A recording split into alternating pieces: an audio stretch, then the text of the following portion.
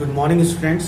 आज हम बात करेंगे डिफरेंशियल इक्वेशन, जो कि बीएससी सेकेंड ईयर का सेकंड पेपर है।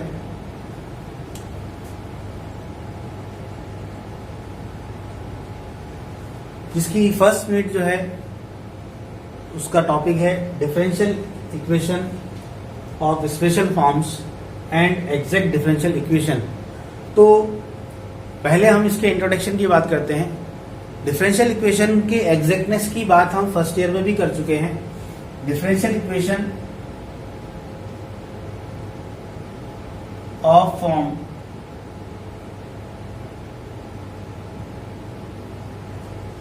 M d x plus n d y equal to 0, जो कि first order and first degree differential equation है। M d x plus n d y equal to 0। इस तरह की डिफरेंशियल इक्वेशन में m और एन जो है वो एक्स तथा वाई की फलन है। ये डिफरेंशियल इक्वेशन एग्जैक्ट या यथार्थ कहलाती है यदि del m by del y equal to del n upon del x होता है, और यदि del m upon del y और del n upon del x दोनों बराबर होते हैं तो यह समीकरण यथार्थ कहलाती है। और यथार्थ अवकल समीकरण को हल करने का जो प्रोसेस है या उसका जो मेथड है वो हमने फर्स्ट ईयर में पढ़ा था। आज हम बात करेंगे सेकेंड ईयर के एग्जैक्ट डिफरेंशियल इक्वेशन की, जो कि nth ऑर्डर डिफरेंशियल इक्वेशन को यथार्थ या एग्जैक्ट होने की कंडीशन के बारे में है।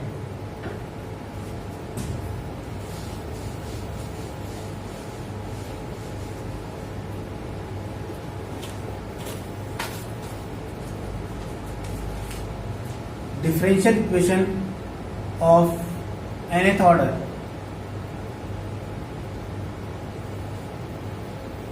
माना y बराबर एफ एक्स एक समीकरण है, तो इसका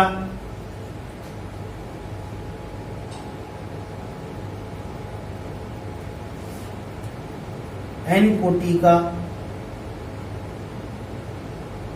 अवकल समीकरण निम्न रूप से परिभाषित है।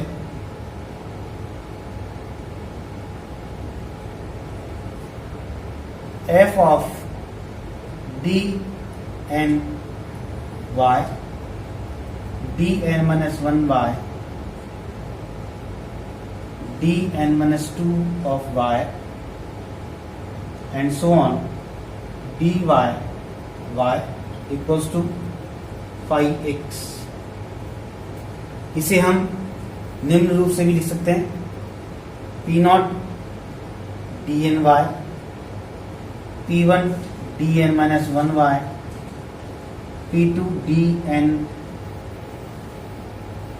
Minus 2 of Y and so on P N minus 1 D Y plus P N Y equals to 5x, जहां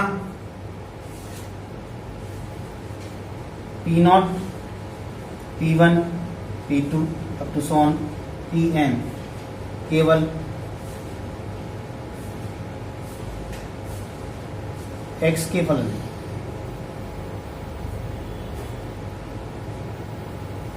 इस तरह की अवकल समीकरण को हम n कोटि की अवकल समीकरण कहते हैं, जहां पर जो P0, P1, P2, P3 up to Pn है, ये सभी केवल x के फलन है, only the function of x है। अब हम बात करते हैं एग्जैक्टनेस की या यथार्थता की। यथार्थ अवकल समीकरण n कोटि की क्या होती है?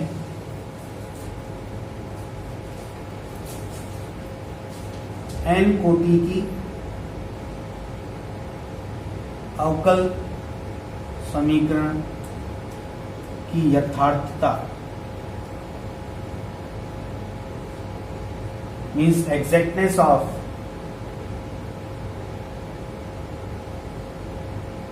nth order differential equation. जैसा कि हमने फर्स्ट ईयर में पढ़ा था, एग्जैक्टनेस का जो मतलब होता है, जो मीनिंग होता है वो समाकलनीयता या इंटीग्रेबिलिटी होती है। किसी भी डिफरेंशियल इक्वेशन को हम यथार्थ अवकल समीकरण कहते हैं यदि वह समाकलनीय हो अर्थात वह इंटीग्रेबल हो। तो यदि n कोटि की समीकरण है, हमारी n ऑर्डर की कोई समीकरण है,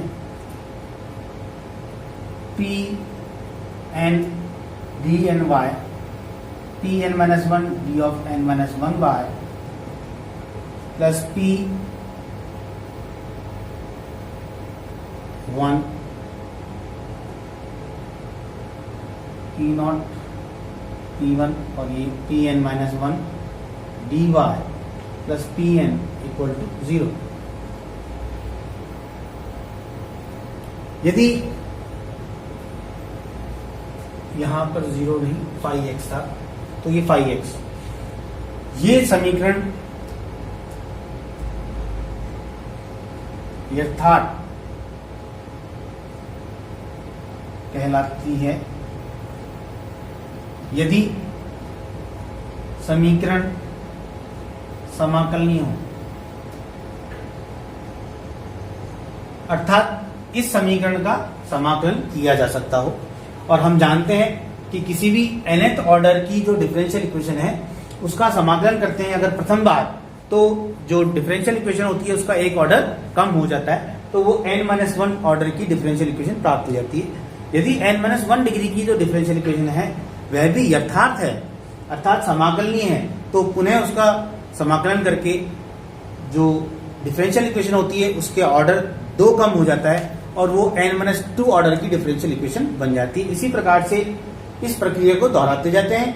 यदि वह समीकरण यथार्थ है तो उसका बार बार समाकलन करके हम n बार समाकलन करने के पश्चात हमें y बराबर fx फलन प्राप्त हो जाता है जो कि उस अवकल समीकरण का हल कहलाता है। अब हम बात करते हैं exactness of nth order differential equation या condition of exactness of nth order differential equation.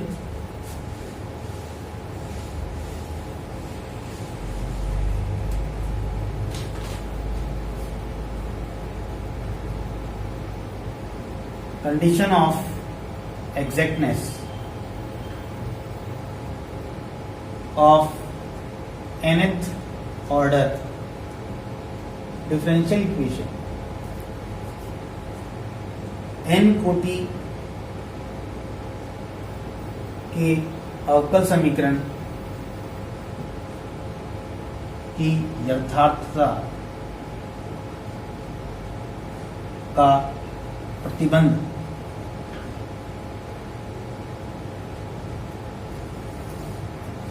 n कोटि के अवकल समीकरण की यथार्थता का प्रतिबंध हम स्थापित करना चाहते हैं।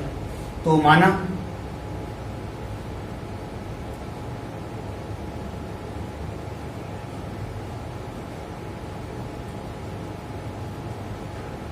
n कोटि के अवकल समीकरण निम्न है।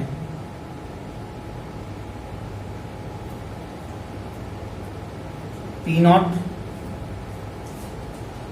D N Y P1 dn-1y Pn-1 dy plus Pny equal to phi x. हमने मान लिया कि ये n कोटि के अवकल समीकरण है जो कि यथार्थ है। समीकरण नंबर 1, माना समीकरण 1 यथार्थ अवकल समीकरण है।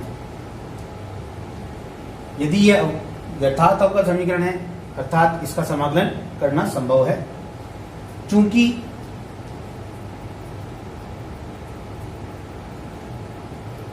P0 dny को P0 dn-1y के अवकलन द्वारा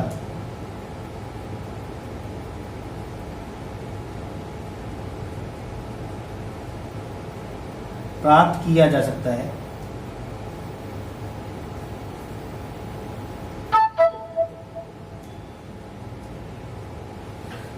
चूंकि P not D N Y को हम P not D N minus one के एक बार अवकलन से प्राप्त कर सकते हैं, तो हम मान लेते हैं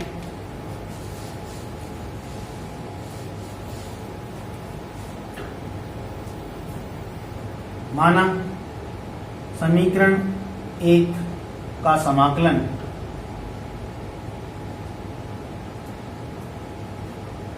P not D N minus one by Q1 dn minus 2y Q2 dn minus 3y and so on plus Qn minus 1 y बराबर integration of phi x dx plus C1 है।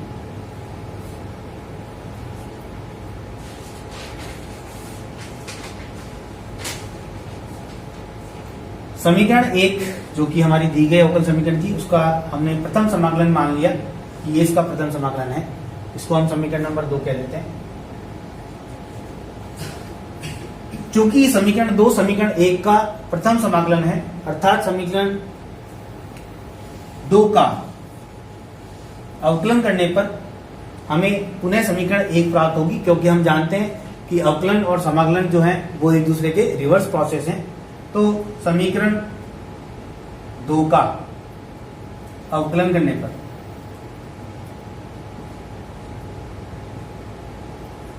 P not as it is, क्योंकि P not भी x का फलन है, तो P not as it is D N minus one Y, इसका एक बार अवकलन करने पर इसकी कोटि एक बढ़ जाएगी, तो डी एन वाई प्लस इसका अवकलन हो चुका है, अब ये एज इट इज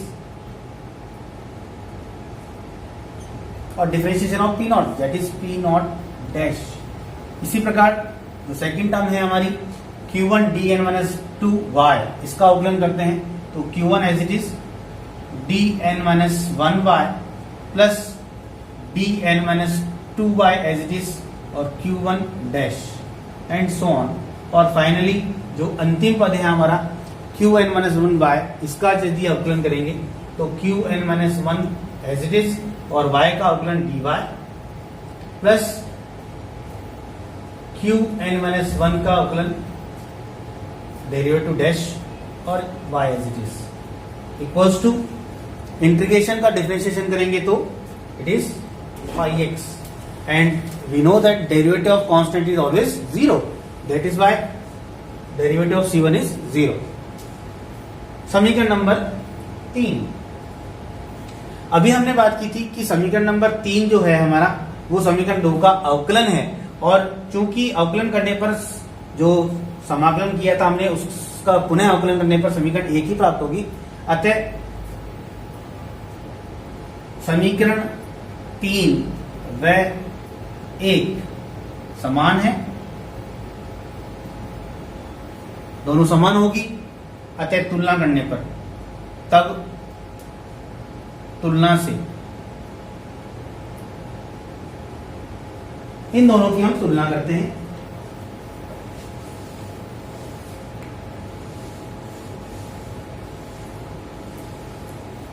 समीकरण 1 को मैं पुनः लिख देता हूं ऊपर की ओर, P not D N by P1 dn minus 1 by and so on, it is Pn y equal to phi x। ये समीकरण 1 मैंने पुनः लिख दी है, क्योंकि हम इनकी तुलना कर रहे हैं तो तुलना करने के लिए हमें दोनों समीकरण चाहिए। समीकरण 1 को पुनः लिखने पर ये ऊपर समीकरण 1 आ गई। समीकरण 1 और समीकरण 2 की तुलना करते हैं तो चूंकि dn y का जो गुणांक है वो p नॉट है और यहाँ पर भी p नॉट है, तो p नॉट बराबर p नॉट। अब हम dn माइनस 1y के गुणांकों की तुलना करते हैं, तो ये दोनों dn माइनस 1y के गुणांक हैं, तो यहां से P1, क्योंकि यहां पर dn माइनस 1 का गुणांक P1 है समीकरण 1 में, और समीकरण 2 में dn माइनस 1y का गुणांक जो है वो है P not dash plus Q1। तो यहां से हम Q1 का मान निकाल लेते हैं, क्योंकि समीकरण नंबर 2 जो थी हमारी वो समीकरण 1 का समाकलन थी, और इस समाकलन में P नॉट हमें ज्ञात था, Q1 Q2 Q3 और Qn माइनस 1 जो है वो अज्ञात हैं। तो इनके मान हमें ज्ञात करने हैं। तो Q1 का मान है Q1 बराबर P1 माइनस P0 डैश। इसी प्रकार हम Qn-2 के गुणांकों की तुलना करते हैं। तो Qn-2 का जो गुणांक है वह यहाँ पर समीकरण 1 में P2 है, और समीकरण 2 में जो हमें गुणांक मिलेगा वो Q1 डैश प्लस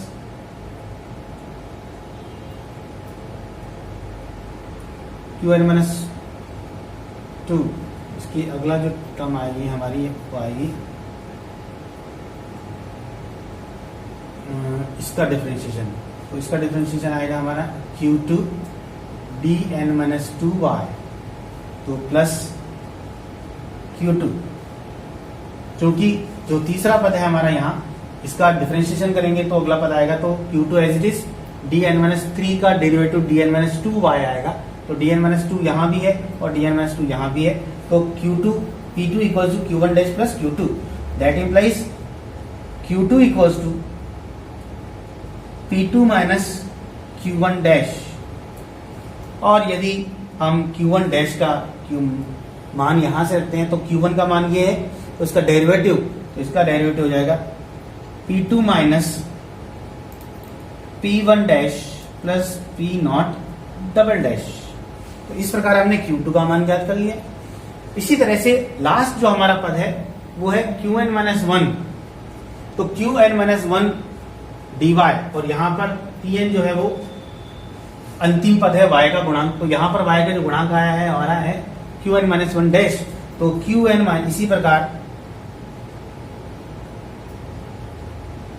Pn बराबर Qn-1 डैश।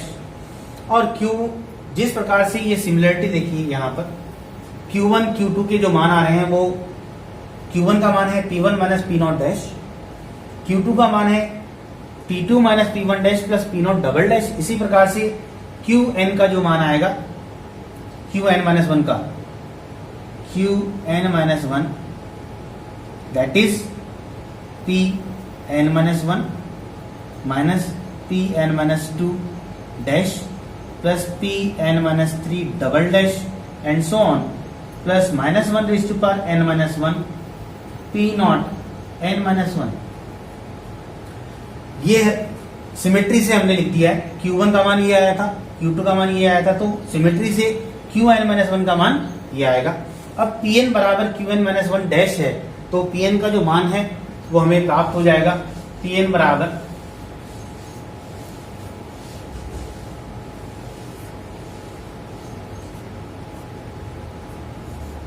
Therefore Pn बराबर Qn-1 डैश। तो Qn-1 का वैल्यू हमें पता है, इसका अवकलन करने पर हमें Qn-1 डैश मिलेगा। तो इस पूरे का हम अवकलन कर देते हैं। तो Pn-1 dash minus Pn-2 double dash plus Pn-3 triple dash and so on, it is -1 raise to power n-1 P0 n-1 का डैश लगाएंगे तो P0 n हो जाएगा। इन सभी पदों को हम लेफ्ट हैंड साइड में ले आते हैं तो ये हो जाएगा Pn-1 dash plus Pn-2 double dash minus Pn-3 triple dash and so on, it is -1 raise to power n P0 n equal to 0। चूंकि Pn, Pn-1, Pn-2, Pn-3 and P0 all these functions of x are already given in the differential equation. So this is the exactness condition of differential equation. This is the condition of exactness of differential equation first. तो कोई भी अवकल समीकरण यथार्थ होती है यदि उसके लिए इसका मान 0 प्राप्त हो जाए। ये हमारी अवकल समीकरण के यथार्थ होने का प्रतिबंध है। ये प्रतिबंध जांच करने के बाद हम इन सूत्रों से Q1, Q2, Q3, Qn-1 से Q1 Q2 Q3 के मान ज्ञात कर लेते हैं और Q1 Q2 Q3 के मान ज्ञात करके समीकरण नंबर 2 में रख देते हैं। समीकरण 2 में रखने पर जो अवकल समीकरण प्राप्त होती है वह दिए गए अवकल समीकरण का प्रथम समाकलन होती है, जो कि n-1 ऑर्डर का डिफरेंशियल इक्वेशन होती है। उसे पुनः हम n-1 कोटि का अवकल समीकरण मानकर पुनः हम यथार्थता की जांच करते हैं। यथार्थता की जांच करने पर यदि यथार्थता की प्रतिबंध को संतुष्ट करती है तो हम पुनः उसका प्रथम समाकलन ज्ञात करते हैं। इसी प्रकार से Q1 Q2 Q3 का मान ज्ञात करते हैं और हम उसका द्वितीय समाकलन ज्ञात कर लेते हैं। द्वितीय समाकलन जो होगा वो n-2 कोटि का अवकल समीकरण होगा और पुनः इसी प्रकार से अवकल समाकलनीयता की जांच करते हैं या यथार्थता की जांच करते जाते हैं और उस अवकल समीकरण को एक एक बार समाकलन करने पर हमें अंततः y बराबर fx प्लस कांस्टेंट या जो भी है, हमें इस तरह का एक फलन प्राप्त होता है जो कि दिए गए अवकल समीकरण का हल होता है। अगले टॉपिक में, अगले वीडियो में हम बात करेंगे डिफरेंशियल इक्वेशन के एग्जैक्टनेस के कुछ उदाहरणों की। जब तक के लिए धन्यवाद। Thank you.